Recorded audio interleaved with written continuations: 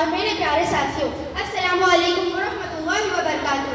میرا نام خدیجہ ہے اور آج مجھے جس موضوع پر لب کشائی کرنے کا موقع ملا ہے اس کا عنوان ہے مولانا ابوالکلام آزاد۔ ایک طرف اتنا عظیم موضوع اور دوسری طرف وقت کی بندش۔ بہرحال میں اپنی بات کو وقت مقررہ میں مکمل کرنے کی کوشش کروں گی۔ مولانا آزاد کا اصلی نام ابوالکلام محی الدین احمد تھا۔ وہ 11 نومبر 1888 کو مکہ مکرمہ میں ہوئے۔ مولانا آزاد کا شمار ایسی ہستیوں میں ہوتا ہے جو تاریخ ساز کہی جا سکتی ہے، جن کی جنبش قلم سے لاکھوں دلوں میں کروٹیں پیدا ہوتی ہے۔ مولانا آزاد کا بچپن سے ہی علم و ادب سے گہرا تعلق تھا۔ وہ بچپن سے ہی بڑے ذہین تھے۔ مولانا آزاد نے اپنی نوجوانی میں ہی آزادی کی تحریک میں حصہ لیا۔ انہوں نے قلم کے ذریعے برطانوی حکومت کے خلاف آواز بلند کی۔ انہوں نے الحلال اور البلاغ جیسے اخبارات کے ذریعے قوم کے لوگوں کو بیدار کیا۔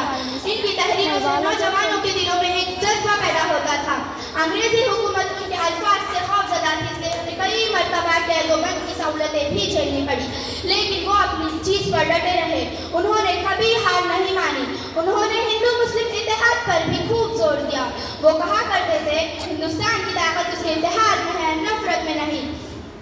مولانا آزاد نے خلافت تحریک اور عدم تعاون میں بھی سرگرمی سے حصہ لیا۔ ان کا ماننا تھا کہ قوم اپنے اتحاد کے بغیر اور علم و ادب کے بغیر کبھی ترقی نہیں کر سکتی۔ 1947 میں جب ہمارا ہندوستان آزاد ہوا تو مولانا آزاد ہندوستان کے پہلے وزیر تعلیم بنائے گئے۔ انہوں نے ہمارے ملک میں تعلیم کے فروغ کے لیے بے شمار کام کیے۔ انہی کی کوششوں سے IITS Indian institute of technologies اور UGC یونیورسٹی گرانٹس کمیشن اور کئی ساری ایجوکیشنل پالیسیز بھی قائم ہوئی۔ ان کے دور میں ہزاروں اسکولز کالجز بھی قائم ہوئے۔ انہوں نے اپنے دور میں خواتین کے لیے اور غریبوں کے لیے کئی سارے تعلیمی مواقع پیدا کیے۔ مولانا آزاد ایک فرد نہیں بلکہ ایک مکمل ادارہ تھے۔